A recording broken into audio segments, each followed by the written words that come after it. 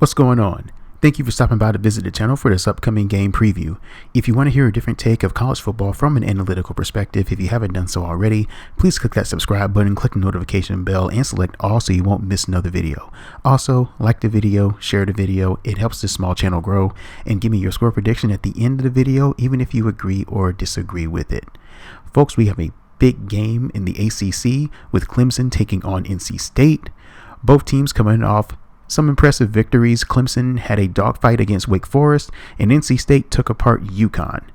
Now, we start off every video looking at the tail of the tape of advanced metrics just to see how these two teams stack up against each other. So if you're new to the channel, what we have here is the tail of the tape of advanced metrics. It is used to determine the overall quality of each respective football teams. And when using the 5 rating systems, we're using F+. F+ is a combination of SP+ and FEI. It's used to determine the overall quality.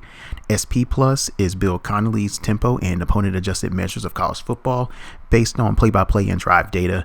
It is designed to be predictive and forward-facing. It is not considered a ranking poll. It is really a power rating. FEI is opponent adjusted possession efficiency data, and it is used to determine a possession scoring average a team would be expected to have on a neutral field against an average opponent. Offensive SP+ and defensive SP+ basically treat those as points per game, offensive points per game and defensive points per game. The higher the number on offense SP, the better. The lower the defensive SP number, the better. So, as we can see here, Clemson has a decided advantage on 3 of the categories, F+, FEI, and defensive SP+, whenever they are on that side of the ball against NC State's offense. And NC State's defense has an advantage over the Clemson offense. Now, the big surprise that I saw here was Clemson's defensive SP+ rating at 19th. They are usually a top 5 usually in top 5 in that metric. Seeing them at 19th was a very big surprise. I wasn't expecting that. I thought the numbers were wrong, but apparently Bill Connolly's metrics is correct in this case. If you're someone who had no dog in this fight and you were just tuning in, you would think this was a fun game to watch. If you're a Clemson fan, you're thinking, man, we have some issues in the secondary, and I know we have some guys out, but man, this is a problem. Sam Hartman and Jamal Banks were sensational. I mean, Hartman threw 6 touchdown passes, 6 against that Clemson defense, and that's not something that I don't think I've said a quarterback did in the last, I want to say maybe 5-6 years. I think the last quarterback that had a really good game against Clemson's defense was probably Jameis Winston, in that game that I don't think Clemson fans want to remember, because that was a long time ago. But that was probably the last time that I think I've ever seen a quarterback had a game like that. But if anything, I think Clemson fans should be encouraged about the offense. I mean, the offense is currently going on a 180 from last year. Last year, they were not functional at all. But this year, the fact that DJ was able to just go toe-to-toe with Sam Hartman, I don't think that was something that he could have not done that last year. But we're finally seeing some signs that DJ is looking like the guy as a freshman. So I think we can attribute that last year he was definitely in a slump, and the offense is a potent part of their game this year. As we review NC State's box score, not really a lot that we can take from this, other than the fact that 48% of the game was in garbage time. NC State had a success rate delta of plus 40%. They held UConn to single-digit success rates in the second and third quarter, 8% in the second quarter, and a 0% success rate in the third quarter. If you're at a 0% success rate in a quarter, man, you just wasn't effective at all, and that's where basically that's where the game got really out of hand. It was all over but the crying at that point. This was an undeniable behind whooping. And UConn is not a good football team. I don't think they will be favored against my alma mater. But I would have been really concerned if NC State let them hang around for a half. And that wasn't the case. They took care of business. They were up by 30 before the half ended and took UConn completely apart. So hats off to them for essentially doing exactly what they were supposed to do against an overmatched opponent. So this is the part of the show where we go offense versus defense, and these stats are opponent adjusted. So the team on offense is on the left, team on defense is on the right. If a team has a rank greater than 10 over the other, it is considered as an advantage. If it's between 10, it is considered a push. And what we have here is the NC State defense has a pretty large advantage over the Tiger offense here. To be honest with you, this is probably the polar opposite of what Clemson saw last week with Wake Forest. Wake Forest is not good defensively. Raw numbers, they were pretty good, but once you adjust for opponents, Wake Forest wasn't good at all. This is a totally different story here. NC State's defense is pretty elite. Very, very strong. They don't allow a lot of explosive plays. Second in the country in defensive explosiveness when you adjust for opponent. Clemson, not particularly explosive on offense. 106 in the country in that metric. Now, I will say this as far as some of the standard offensive statistics go. Adjusted offensive EPA, Clemson is at 32, which is very, very good based on where they were last year. Last year, they were at the bottom of the barrel. They were around where Iowa was. And if you follow college football, you know exactly how poor Iowa's offense is. So this is a really big improvement offensively. No matter how you look at it. So if I'm a Clemson fan, I would definitely take it. You would definitely want to try to win some battles as best as you can to try to challenge NC State here. Sack rate in offensive line yards is definitely a push between the two, which is where you don't have an advantage either way.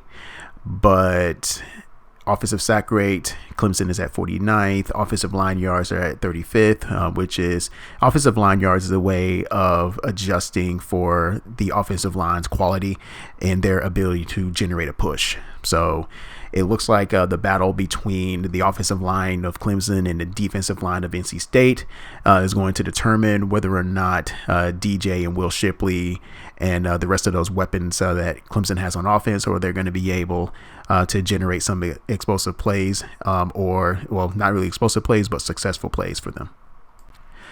So when we're talking about the NC State offense versus the Clemson defense, there's going to be some tough sledding, especially when you're talking about being able to run the football. I don't particularly see NC State having a lot of success against Clemson running. The Tigers are 8th in the country in adjusted rush defense, 3rd in the country in stuff rate. They have stopped 33% of opponents' carries at or behind the line of scrimmage. 3rd in the country in defensive line yards. So the front four is as good as advertised. They are extremely disruptive in stopping ball carriers and just causing just all kinds of chaos. The two concerns on the Tiger defense is their pass defense, 43rd in the country, as well as adjusted passing downs. They are 59th as well.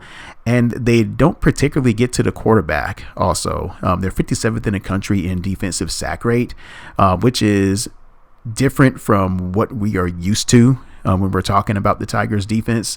And on the opposite side, NC State is 28th in the country in offensive sack rate, so they're really good at keeping Devin Leary clean and having him scan the field and find open receivers. And they're also 33rd in the country in adjusted passing downs. So when they are in obvious passing situations, they generally come out on top more often than not. So this could be something to look at if NC State can convert those 3rd and longs or those 2nd and longs and being able to stay on the field and keeping that Clemson offense on the bench. For the computer model, my model has Clemson favored by about 7 points. The projected score of the game is 30-23 with a 71.3 win probability. Bill Connolly and his SP Plus metrics actually has this game closer. He has Clemson favored by 4 in this game with a 59% win probability. So we are both in favor of Clemson winning the game. It's just a matter of being in line with how many points the Tigers are going to win by in this case. So I have a few questions about this game coming up. The first question is, was last week's showing on defense a sign of things to come for Clemson, especially in the secondary? And can their offense generate enough points against NC State's defense? The Wolfpack defense is legit. As I said before, they're not going to give an inch when it comes to any offense. Now, my concern about NC State is, can they handle Clemson's disruption? Because that front is nasty. And I think NC State knows they're not going to be able to run the ball at all.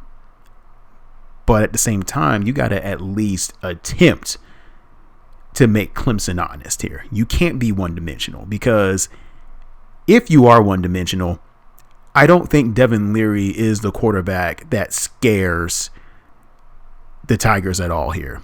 He's averaging 7 yards per attempt, which is average when you're talking about quarterback play, not particularly elite. When you talk about elite quarterback play, you're looking at 9-10 yards per attempt.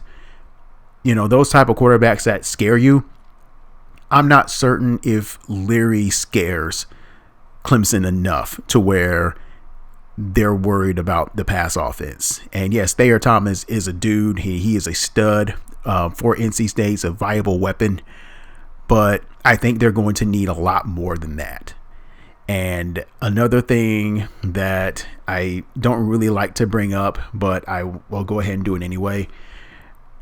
I think the Tigers are also looking for some sort of revenge as well.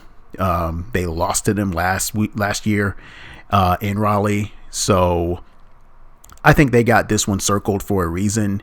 It's a night game. It's at Death Valley. And I'm certain that crowd is going to be rocking. It's going to be loud. It's going to be really, really intimidating environment for them. I'm going to go with Clemson to win this game by the score of 28-17. A little bit more than what I have the model at, but I think this is going to be a 1st to 20 type game. And who I think whoever gets to 20 is probably going to win this game, but I think I'm going to go with Clemson a little bit more.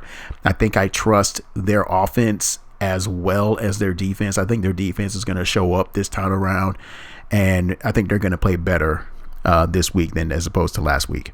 Well, if you made it this far into the preview show, that is it. Thank you for listening in. Let me know what your take is on the game in the comment section below. Give me your score prediction. Tell me why your team is going to win the game. I hope you enjoyed the video. Please make sure you give the video a like. And if you like college football as much as I do, hit that subscribe button if you want to stay updated with the latest previews and the occasional highlights. Thank you for watching, and thank you for visiting the channel.